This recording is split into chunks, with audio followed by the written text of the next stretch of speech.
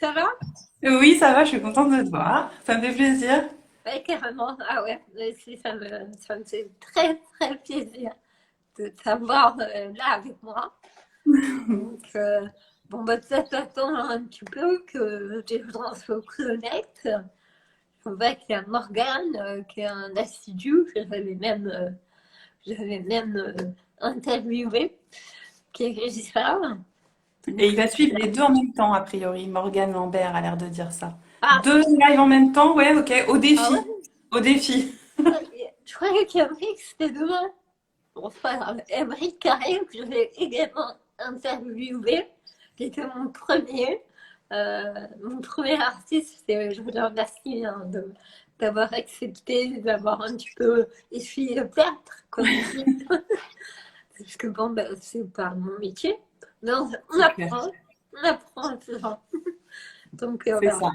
On apprend en marchant, pas un pas après l'autre.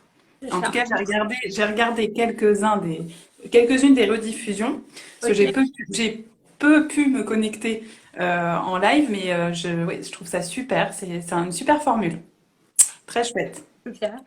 Et j'imagine que toi, tu es pas mal occupé, peut-être avec la promo de ton livre, dont Ouais. on va parler.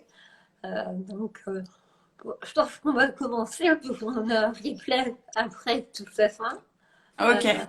voilà. Les gens qui sont connectés peuvent me poser des questions. Je vais essayer de les relayer. En tout cas, je suis très, très, très contente de t'avoir avec moi ce soir. Tu es donc conférencière, auteur, humoriste, comédienne, tellement d'autres choses. Et j'adore ton accroche qui est résiliente, multirécidiviste. Ça, je C'est ça. trouve ça top.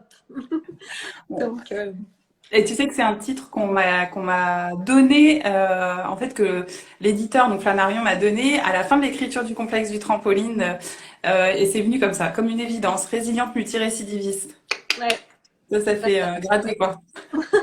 comme quoi, bah, même moi, enfin, double A, c'est pas un accroche, mais c'est des gens qui m'avaient appelé comme ça. Donc, on se nourrit aussi des gens qu'on rencontre. Et parfois, ils disent pas que des conneries. Donc, c'est pas mal.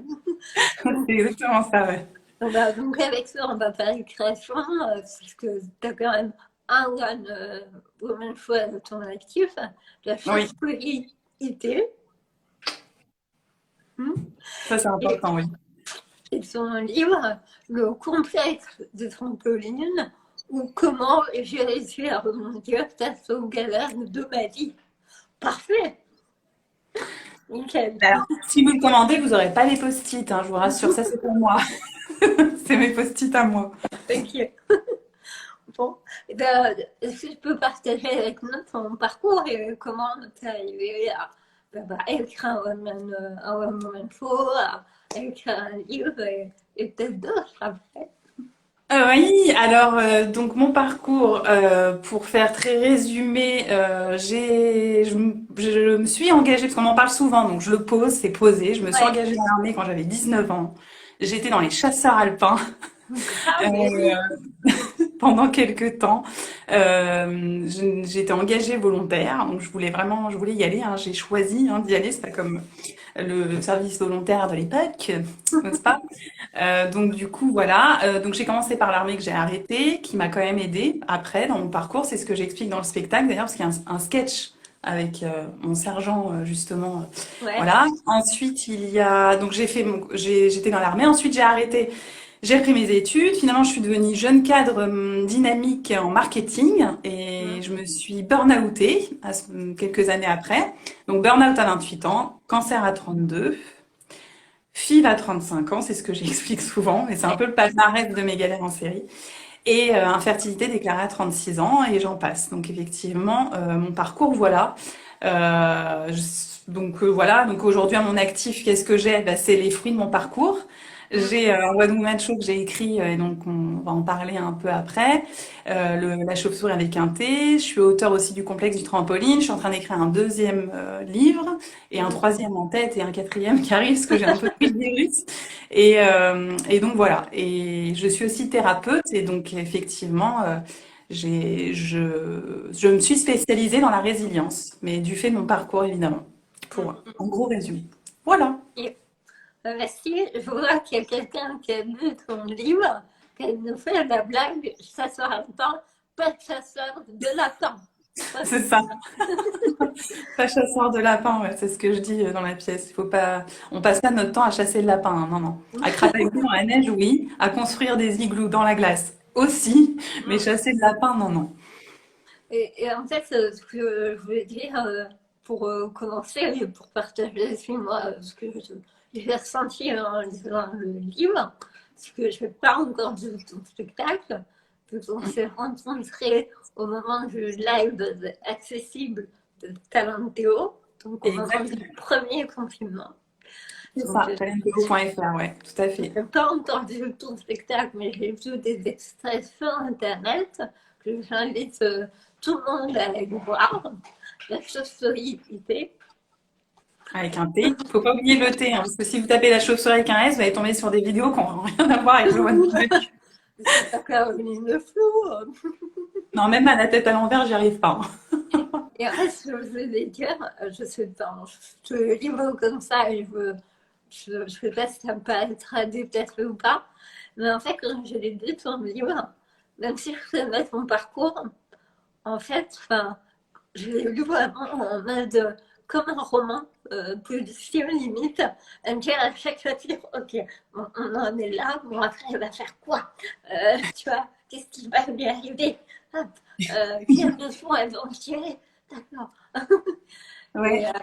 Si tu peux expliquer un peu le format du livre, Mais c'est ça en fait. intéressant. Exactement, c'est exactement ce que tu dis. Même les gens qui, même dans ma famille, hein, des personnes qui l'ont lu, donc j'ai eu la surprise de me dire que bah ils étaient quand même en suspense, alors qu'ils connaissent ma vie. Ils disent d'un chapitre à l'autre, mais qu'est-ce qui va lui arriver? Bon, alors évidemment, pas dans les détails, c'est clair. Alors donc le format du bouquin, c'est vrai que ça peut être considéré un peu comme un ovni, mais c'est innovant en fait, puisque le lecteur trouve à chaque fois, à chaque chapitre, une partie récit de vie où je raconte mon histoire de vie.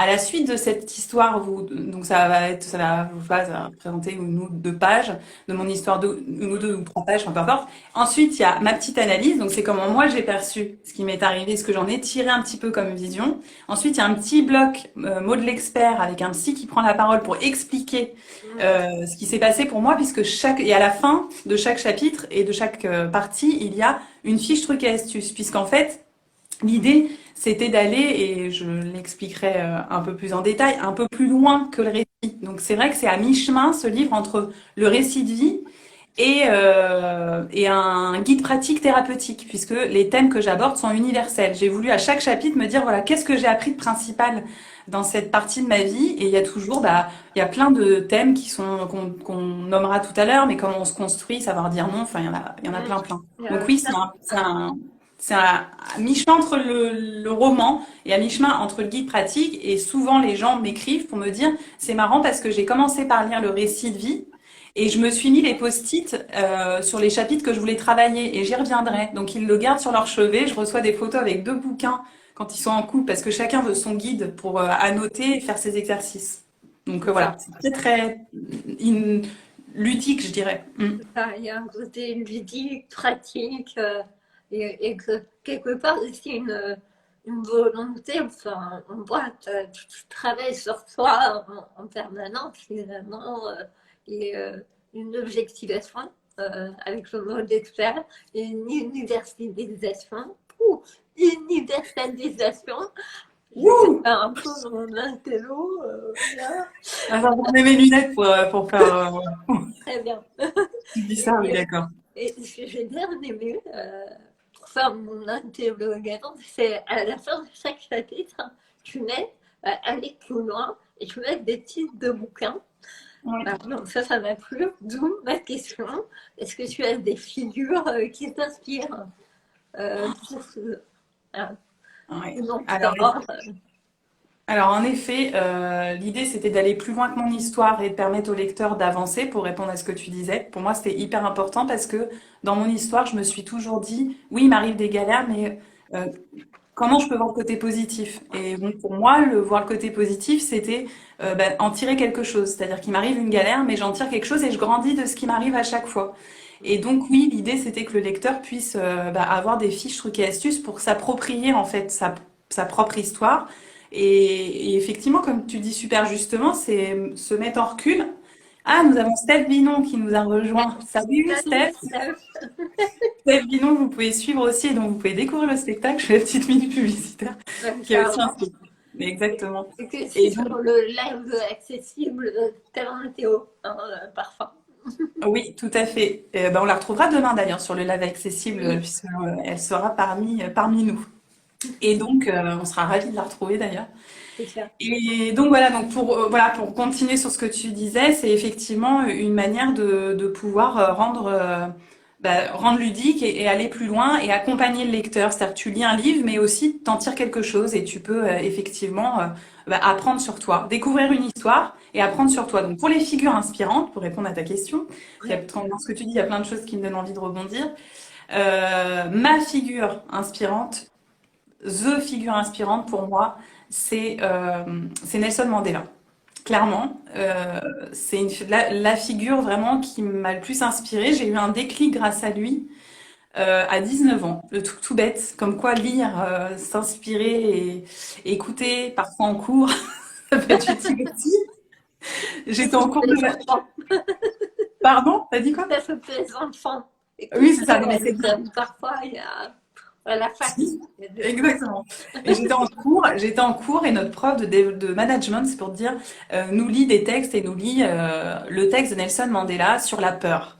Et c'est un extrait de son discours qui n'est pas écrit par Nelson Mandela, mais par une femme dont je me souviens plus du nom, mais qui du coup explique que qui sommes-nous pour ne pas avoir confiance, pour ne pas oser être nous-mêmes. Et c'est un texte qui m'a toujours suivi, qui m'a toujours aidé, et notamment aussi d'autres phrases qu'il a pu dire, notamment soit je ne perds jamais, soit je ne Ouais, perds jamais, soit je gagne, soit j'apprends. Enfin, plein de phrases comme ça, des phrases inspirantes, des pensées qu'il a pu avoir, qu'il a partagées, une posture de vie aussi. Voilà. La seule différence que j'ai beaucoup, beaucoup, beaucoup d'humour en plus et je rajoute ça en couche supplémentaire. c'est ça. Et voilà, ça c'est la figure inspirante et je dirais que j'en ai plein d'autres. Très honnêtement, j'en ai beaucoup, beaucoup, parce qu'on s'inspire tous les uns les autres, je pense. Mm. Tu peux faire partie de mes figures inspirantes largement aussi. Donc, voilà. Mais voilà, je dirais que dans celles qui m'ont suivi le plus, c'est Nelson Mandela. Et aujourd'hui, à date, j'ai essayé de me poser la question Ouais. et je me suis dit, bah, mes petits-neveux sont très, très inspirants en fait. Ah, je suis chou. Ouais. Ouais, je les trouve super inspirants, hyper spontanés. C'est leur pureté et leur spontanéité et leur no-filtre qui me plaît. Tu sais, c'est pas comme les filtres beauté que tu mets sur Insta. Là, il n'y Ça. a pas de filtre. On y va. Voilà. C'est ce qui me plaît. Voilà. Ok. Mm. Bon. Et toi, t'en Et as des figures inspirantes?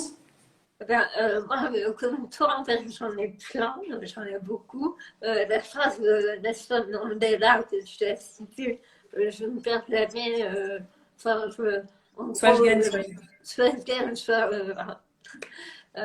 celle-là, j'apprends. d'ailleurs, enfin, j'en ai beaucoup. Il y a d'Alexandre Julien qui m'inspire, enfin, qui m'a beaucoup accompagnée. Enfin, moi, la lecture, c'est vraiment une béquille dans ma vie. Quand je me sens pas bien, je vais lire un bon roman policier, ça va me faire du bien. Je vais lire un livre d'Alexandre Julien, ça va Ça te m'inspirer. booste. Un livre, le livre de Charlotte, ça a des moments de vie aussi. Par exemple, au lycée, je n'ai pas aimé lire Le Rouge et le Noir, et quand j'étais en dépression, je l'ai lu et j'ai kiffé. Et d'ailleurs, en parlant de la dépression que j'ai eue à 18 ans, ce qui m'a fait plaisir dans son livre, ça c'est très personnel. Et à la fin de son premier chapitre, tu cites le livre de Christophe André, Imparfait mais heureux. Et c'est le livre que m'avait conseillé la psychiatre à l'époque. Donc, il y a beaucoup de choses qui font écho et c'est assez fou. Donc, Et c'est vrai que le côté pour aller plus loin, c'est que je me suis vraiment gorgée de lecture, de lecteurs de développement personnel moi-même avant. Ça m'a pris très tôt avant de devenir thérapeute. Et on le voit dans le livre, très tôt, j'ai commencé à analyser les choses. Et en fait, c'est vrai que je trouvais, j'étais un peu frustrée, c'est-à-dire qu'à la fois, il est très, enfin, il faut pas le dire, mais il fait 400 pages. Mais vous pouvez le lire en plusieurs fois. Ça, c'est pas, Oui, c'est ça qui est bien, c'est qu'on peut voilà. chercher. Le récit de vie en soi, il doit faire, allez, ouais, je pense 150 à peu près, bah, 150 pages, donc il est pas si long. Mais en tout cas, voilà, avec toutes les fiches, trucs et astuces et les petites analyses. Et en fait, l'idée, c'était effectivement de pouvoir toujours se dire, je garde l'essence de ce que j'ai appris, mais si la personne vraiment est topée et chopée par un chapitre, elle peut aller plus loin si elle veut. Mm. Et c'est vrai que c'est beaucoup, bah, beaucoup de lectures, mais qui permettent d'approfondir le sujet. Et comme la dépression, par exemple, tu parlais du sujet de dépression, savoir dire non, éviter un burn-out. Il y a plein de lectures qui m'ont vraiment permis bah, d'avancer sur moi. Ça n'est pas forcément unique. Parfois, on a besoin de plus que la lecture, on a besoin d'un accompagnement. Mais en tout cas, la lecture permet un certain nombre de prises de conscience et voilà, de résonance, quoi. Donc, c'est super important aussi, ouais, tout à fait. Je suis d'accord Et, avec toi. et par rapport justement à l'écriture, bah, comment ça se passe hein, déjà? Est-ce que le fait d'avoir écrit ton One chose t'a pas aidé à écrire le livre? Et j'ai une autre question, parce que c'est tellement riche. Je me dis qu'en fait, tu dois écrire depuis. Tu dois écrire tout ça, enfin, même toi personnellement, tu dois écrire. Tu dois noter tout ce que tu as pu vivre, ressentir. Ouais, Donc, j'écris. Ouais, c'est vrai. J'ai commencé à écrire à l'âge de 8 ans à peu près. ah ouais. C'est mes premiers textes, c'est que des pensées que j'écrivais. J'avais mes premiers poèmes. J'ai lu dans le bouquin très innocent enfin, voilà. Mais du coup, j'écris, oui, j'écris beaucoup. Mais le révélateur de l'écriture a été vraiment le cancer. C'est-à-dire que j'écrivais pour les enterrements, pour les mariages. J'étais un petit peu la préposée au texte. Et j'adorais faire ça, essayer de capter toutes les choses un peu, voilà, et de faire rire. Ce que je dis, mais souvent, mais c'est vraiment quelque chose qui me caractérise, c'est que quand c'était bien adapté et bien séant de le faire, j'aime faire rire aux enterrements. Voilà. Parce que c'est des moments qui cristallisent tellement de choses, tellement d'émotions, et voilà, il y a tellement de moments énormes que tu peux vivre, et notamment dans les fins de soirée après un enterrement. Enfin bref, il y a des choses qui se passent qui sont extraordinaires, en fait, souvent des moments de vie extraordinaires. Et donc bref, voilà. Donc oui, j'écris depuis toute petite, mais je mets ça, c'est dans des classeurs, je sais pas où c'est. J'ai ressorti un poème au moment où j'ai écrit le livre. Oui, après j'ai appris, oui, j'analysais. Je me rappelle bien des grandes leçons de ma vie, oui, parce que je pense qu'à travers mes textes, ils existent, donc je les ai relus vite fait. Mais j'ai pas, voilà, je les ai pas exploités. Le livre, c'est effectivement mes souvenirs que j'ai écrits, et puis bah, à partir du cancer, c'est tout ce que j'ai écrit du moment où j'ai été en chimiothérapie jusqu'à aujourd'hui. Mm.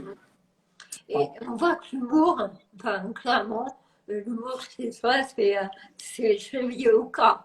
Euh, Mm. donc, on voit la même chose, mais dans le livre, enfin, à chaque fois, en fait, on rit. Alors que, enfin, tu dis, bah, ça va pas être très drôle, mais si parce Ouais. que tu as cette capacité à mettre les choses à distance, à en rire, à réussir à les écrire pour qu'elles fassent rire aussi. Parce que Oui. c'est pas donné à tout le monde de pouvoir faire rire. Et ça, comment tu l'expliques? Est-ce que tu l'as depuis petite ou c'est avec la vie? Enfin, Ben, je pense que j'ai été élevée dans une famille où on aime énormément rire. On fonctionne beaucoup par l'humour, beaucoup. Mon père, ma mère, mes frères et mes sœurs, n'est-ce pas? Et ouais. donc du coup, voilà, ça a toujours été quelque chose, un vecteur, enfin quelque chose voilà qui nous ralliait, qui nous rallie dans la famille. Mm. Et quand je suis tombée malade, très rapidement, moi j'étais, c'est vrai, très. Pendant la maladie, j'ai pas eu de gros coups durs. Il y a des moments où c'est difficile, où t'as mal, où t'as peur. Oui, il y a des moments difficiles. Hein, c'est pas que happy, mais j'avais toujours ce ressort-là. Et en fait, je pense que je vois mes Ouais, cancers, ma bipolarité, ma vie, Julien qui est en train d'envoyer des smileys. oui. On en parlait il y a pas si longtemps ensemble. Euh, c'est un ressort, c'est une ressource, l'humour. Alors voilà, c'est un de mes ressorts. Je l'ai, oui, depuis toujours, je pense. Et c'est un réflexe que j'ai, c'est un mode de fonctionnement, c'est ce que je suis, je pense. Et ce que j'aime bien quand il arrive des choses, quoi qu'il advienne, mais quand il arrive des choses un petit peu, voir les choses un peu à contre-pied, c'est-à-dire quand c'est grave, peut-être que c'est à ce moment-là qu'il faut en rire, je sais pas, il n'y a pas de leçon à donner, mais en tout cas, je sais plus qui disait justement c'est parce que c'est grave qu'il faut en rire.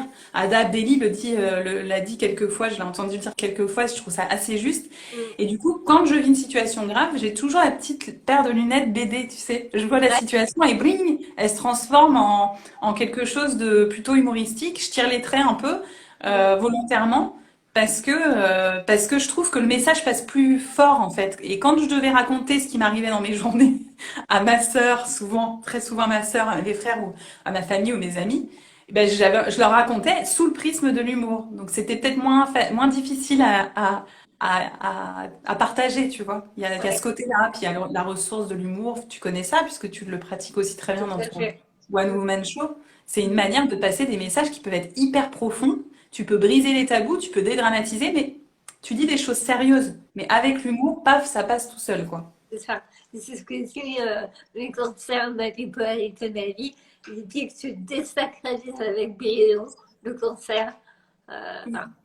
Oui, c'est Donc, ça, c'est c'est ça. désacralisé. Ouais. C'est expliquer qu'il n'est pas contagieux. C'est ce que je dis, Mm. tu veux, le cancer, c'est pas contagieux, c'est pas cancérigène. Ça fait partie de la vie.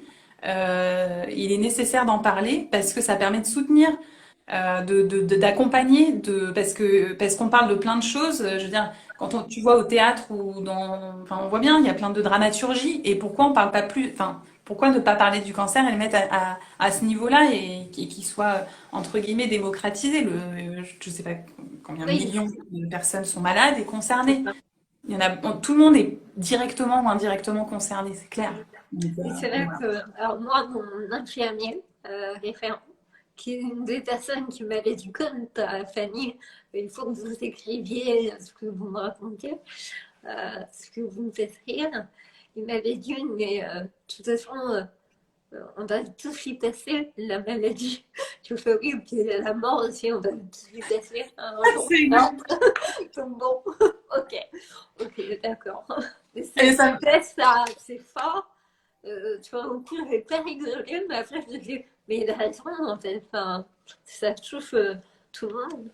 et c'est Donc, exactement ça. Et il y a une personne c'était sur Instagram justement, qui disait, mais quand elle a annoncé la maladie, sa mère lui a répondu, on n'avait pas besoin de ça. Ça m'a rappelé une personne qui m'avait dit, ah bah de toute façon, on va tous mourir un jour, hein. Alors, t'étais là, c'est ouais, sûr. alors, c'est ce que je dis dans le livre, je crois, c'est, alors, mourir un jour, ça veut dire un jour, toi. Ça veut pas dire mourir là demain ou de manière programmée, c'est un jour. Donc Ça, souvent, un jour, c'est jamais dans notre esprit. Enfin bref. c'est ça. Ben oui, et moi, souvent, quand on dit ça, je repense à la phrase de Thierry Roland, référence. Après ça, on peut mourir le plus tard possible, et on peut. C'est ça. Ça, j'adore. C'était tellement spontané, justement, que Ouais, il y a un petit côté humoristique et finalement vrai. Donc, exactement. Et il y a une autre phrase, t'as d'autres questions, donc je vais pas trop, mais il y a une autre phrase aussi qui est de Pierre Desproges que j'adore, c'est le cancer, je ne l'aurai pas, je n'y crois pas. Et ça me fait penser aux gens, mais je ne leur en veux pas parce qu'il y a de la maladresse, tout ça, mais aux personnes qui n'ont pas envie d'en parler. Tu sais, c'est comme si en parler, ça te faisait potentiellement le faire venir, le faire rôder autour de toi. Bah non, en fait. Mais bon, c'est voilà. ça. Et puis ça donne de l'espoir à tous ceux qui peuvent se sentir isolés et qui osent pas forcément en parler avec leur famille. Et ça permet d'en parler en famille, puisque quand on en parle, et j'ai eu pas mal de témoignages autour de livres où les gens me disent, on en parle, et ben du coup oui, parce que j'ai lu et j'ai eu envie d'en parler. Et ben je leur ai dit, lisez-le, ou alors je vous lis un extrait ou deux, ou j'utilise des phrases du livre, et on en discute. Et du coup, paf, ça libère la parole. Donc c'est pour ça que c'est Ouais. important de parler. Mm. Et je pense que ton spectacle aussi, il doit libérer également la parole. Enfin, les gens qui sont venus me voir, ils sont peut-être venus me voir avec quelqu'un de leur famille ou une amie. Ils ont Oui. tout sens que ça libère vraiment aussi la parole. C'est exactement ça, tu as complètement raison, parce que j'ai beaucoup de personnes qui, à la fin de la pièce, viennent me voir en me disant, mais est-ce qu'il n'y a pas une BD ou un truc, quelque chose, pour que je puisse l'offrir? Ou alors, je revoyais, ça m'est arrivé quand même assez souvent de revoir des gens, revenir avec une tante, avec une personne malade de leur entourage, des copines malades du coup qui invitaient leurs copines pour venir, des personnes qui invitaient leurs conjoints ou leurs amis pour expliquer ce qu'ils vivaient en disant écoute bien ce qu'elle va te dire parce que c'est ce que je suis en train de vivre. Mais du coup, comme tout le monde rigole et comme on rit de tout en fait, bah, ça permet voilà de se dire ouais c'est grave, mais en tout cas si je fais des boulettes, si je me positionne pas mal, si j'ai pas utilisé les bonnes phrases, si c'est pas grave en fait parce que l'important c'est d'être présent et d'être là. Mais oui, oui, ça a beaucoup de vocation et le One Woman Show a assez de vertus. C'est la raison pour laquelle je pense que le troisième projet sera la BD de la chauve-souris, parce que j'y tiens depuis le début, donc je vais y arriver. D'accord. Et ça représente quoi pour toi, la scène? La scène, bah déjà, ça représente enfin, je sais pas, pour l'instant, c'est un peu, Oui, comment dire, abstrait. c'est ça. La scène, en fait, oui, bah déjà c'est compliqué parce qu'on peut pas monter sur scène, donc on s'adapte et puis on fait des dates en virtuel. Enfin, je sais pas comment tu t'organises, mais en tout cas, je propose des dates en virtuel. Alors, je joue pas toute seule chez moi dans la cuisine, mais j'ai une captation et je l'utilise. Ouais. Ça représente beaucoup de choses. Ça représente une ressource, je dirais, d'amour quelque part, inépuisable. Ça représente un échange important. Ça représente bah, ma mission de vie aujourd'hui. C'est-à-dire que quand j'ai commencé à jouer, je savais pas à quoi la première fois où j'ai joué, je savais pas à quoi elle servait la pièce. Et puis finalement, je me suis rendu compte que c'était un outil de sensibilisation, de, de, de dédramatisation, de communication, de libération de la parole. Et puis l'expression du public parce que je fais intervenir le public et du coup c'est vraiment à ce moment-là que bah, il y a plein de choses qui se passent. Et donc voilà, ça me manque énormément. Qui a écrit La scène te révèle? Oui, c'est vrai. Oui, c'est une renaissance. Ça fait partie de mon parcours de résilience. C'est vrai que je le dis beaucoup, donc je n'ai pas forcément pensé à le souligner là, mais ça fait partie de mon parcours de résilience. C'est une manière de sublimer l'histoire et en effet de pouvoir inspirer aussi au-delà de moi, de pouvoir partager les choses, inspirer et d'approches différentes, mais tellement bonnes. Oui, c'est des approches différentes. Un orgasme, oui, Stéphanie, c'est un Un orgasme aussi. kiff. Un kiff. Je ne veux pas le savoir. Non, mais oui, oui, c'est ça, c'est un kiff total, c'est un moment où tu sautes en parachute. Enfin, moi, c'est la sensation que Ah, j'ai, tu montes sur scène. T'arrives, tu sautes en parachute, personne peut te rattraper sauf toi. Tu partages, je le vois dans ce que oui, tu c'est ce que j'ai dit le dimanche dernier. euh, que moi, je pouvais pas sauter en parachute. Donc, aller sur scène, c'est comme sauter en parachute pour moi. C'est exactement ça. Et c'est un moment, en fait, où tu es dans dans la vie pure, dans l'instant de vie pure. Tout peut arriver, en fait. C'est un peu un condensé de la vie. Et puis partager son texte et se rendre compte que les gens rient, explosent de rire, ont des fous rires, partagent, interviennent, enfin participent en tout cas. C'est génial. Donc oui, la scène, c'est tout ça. Et tous les supports sont complémentaires parce qu'effectivement, il y a le One Woman Show. Le livre, c'est encore un autre support qui est un peu plus intimiste, dans lequel on peut aller un peu plus dans le détail. Et effectivement, tout est très complémentaire. Donc, dans le complexe du trampoline, bah, les gens ont le temps de se poser et découvrir pas à pas à leur rythme aussi. Parce que sur scène, c'est aussi un condensé, un concentré de tout ce que tu as pu vivre aussi de très fort dans ton parcours. Donc, le Ouais. public, voilà, prend un peu tout ça. Et ça, mais voilà, c'est une expérience qui est différente, mais qui est hyper complémentaire. Ouais, je suis complètement d'accord. Mm. Il y a Morgane qui dit hâte qu'on rouvre pour retrouver cette communion et ce plaisir. Ouais, c'est exactement ça. Ouais, c'est ça. Et oui, je pense que les premières dates vont avoir, moi je suis émue rien que d'en parler, je pense que les premières dates vont avoir un goût extrêmement particulier. Et tout le monde dans le contexte dans lequel on est a besoin, on a besoin de se retrouver, d'être ensemble, de se sentir, pas trop quand même, Oui, quand même. L'été mais est ouais, plus haut, les gars. de se sentir. Sur scène, nous, à la fin des 1h15 sur scène, on se sent, mais on reste à distance. On attend de se passer un petit coup de déo avant de parler avec le public, non pas trop de fois. Complètement. Justement, avant de terminer l'interview, tu peux nous partager tes projets, les perspectives d'avenir que tu as pour la suite. Eh bien, en fait, les perspectives d'avenir. Alors, le One Woman Show, pour moi, il commence toujours, il a tout juste commencé à voler. Et ploup, ploup, ploup, ploup, hop. Donc, je pense, là, ma saison reprend en septembre.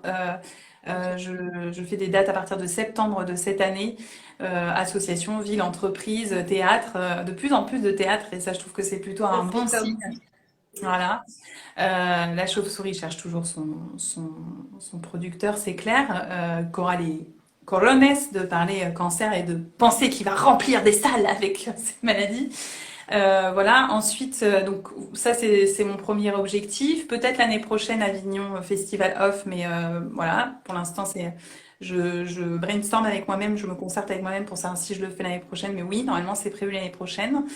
Le complexe du trampoline, bah, la suite de la promotion. Donc là, j'ai dédicace salon, il y a plein de choses qui vont se. Alors, Morgane demande quelle salle à Paris. J'ai joué à Paris et pour l'instant, et en ce moment, enfin, ces derniers temps, j'étais plutôt un peu partout en France. Donc ouais, Paris, c'est à condition qu'une salle m'accueille. ouais, c'est ça. Voilà. Sans Donc, payer. Merci. si je vais venir à Paris pour jouer pour une entreprise, tu vois, je joue pas mal pour les entreprises. Ok. Un peu partout en France, toutes mes dates sont sur la chauve-souris.com ou sur la page Facebook, vous les avez tout le temps C'est dispo. ce que j'allais te demander, où on peut Ouais. trouver tes dates. Donc, lachauve-souris.com avec un T. Avec un T, page Facebook, la chauve-souris aussi. Il y a Caroline Leflour officielle sur Facebook. Et puis sur Instagram, c'est Caroline Leflour. Vous pouvez suivre toutes mes actualités. Ok. Euh, et il y a une belle actu là, notamment aussi, qui est tombée là juste tout récemment. Donc je vous Ah, invite à vous connecter à ma page pour bah, déjà pouvoir voir la rediffusion de l'interview et également voir l'actu qui tombe.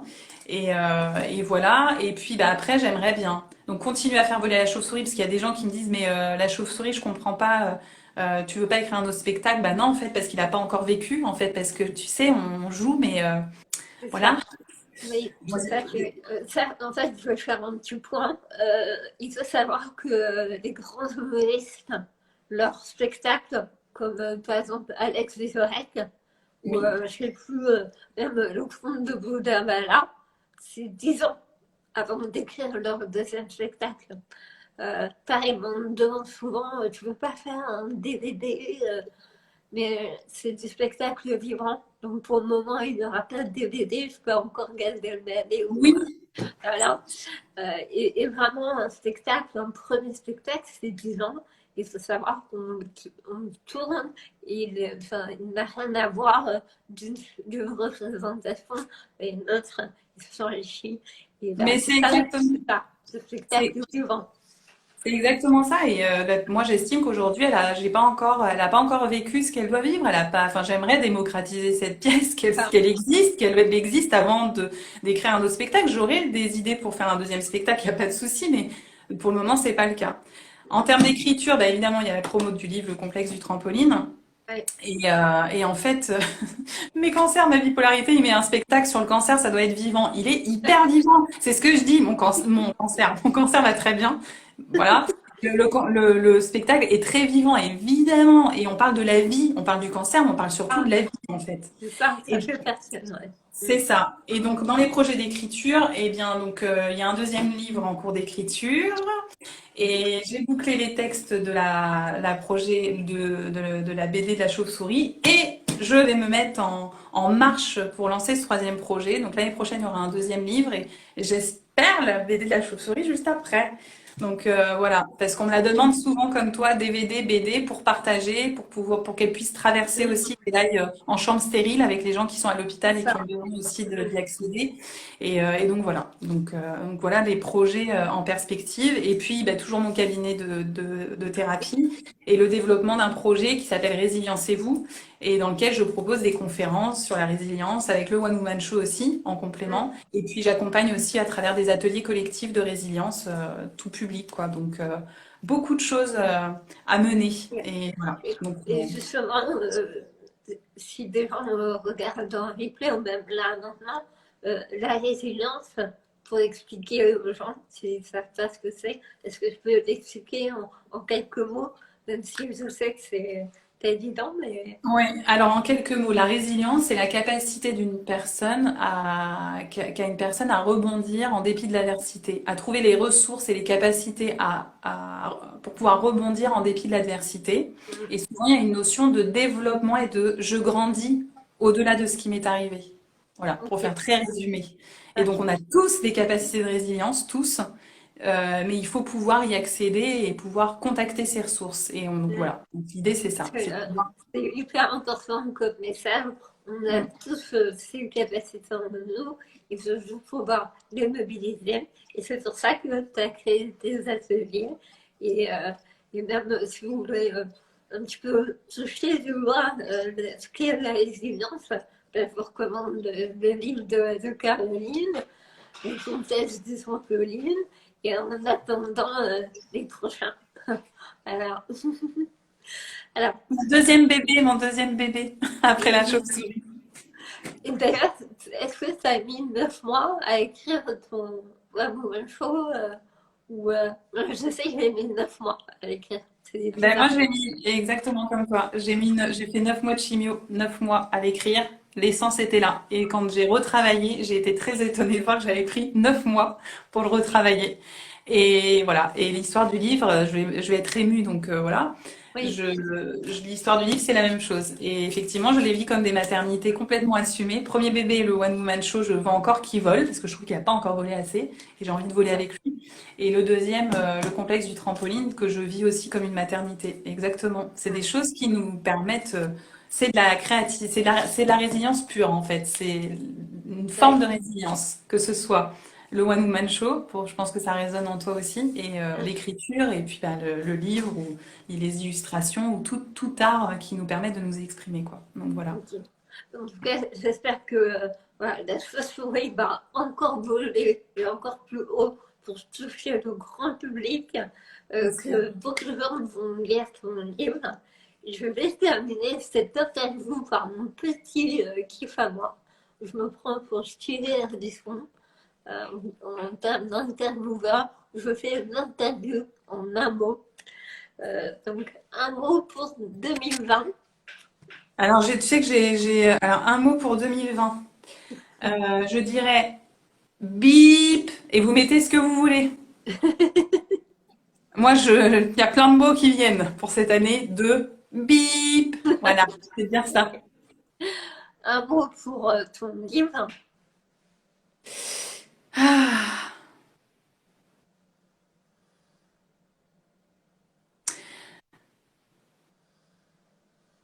je suis bloquée, dis donc. Alors, un mot pour mon livre, parce que tu sais, c'est pour mon livre, fierté, transmission. C'est vrai qu'un mot, c'est dur. Comme tu Ouais, c'est sais, dur. c'est dur.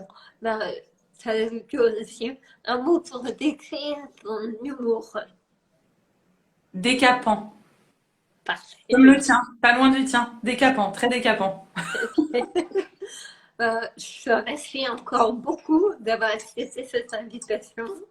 Je remercie les gens qui nous ont suivis, qu'on était hyper réactifs, qu'on fait Ouais, des carrément. mails, qui t'ont fait plein de compliments et ça c'est chouette. Voilà. Et dimanche, je reçois Geoffrey Bugnot, qui est un humoriste qui vous verrez aussi décapant que Caro et moi. De ça à tous. Au revoir. Merci, merci. Merci.